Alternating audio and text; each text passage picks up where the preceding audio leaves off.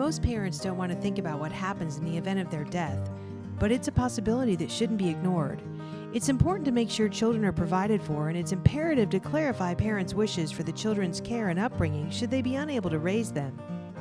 First of all, designate first responders, the people who will go to your children in a time of crisis, and make sure they have the appropriate documentation to establish their clear legal authority to care for your kids.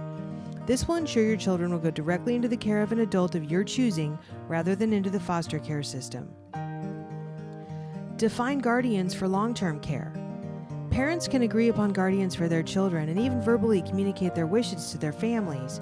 But if those intentions are not communicated in a legally binding written document, every family member would have equal priority of guardianship, and the courts would be the final say in who raises the children. Make sure the designated guardians know how you want your children raised.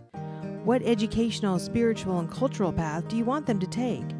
The only way to ensure your children are raised with the values you would have instilled in them yourself is to make those values clear to the guardians you've chosen.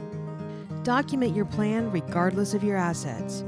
Don't jeopardize your children's financial future because you think you don't have enough assets to make it worth your while.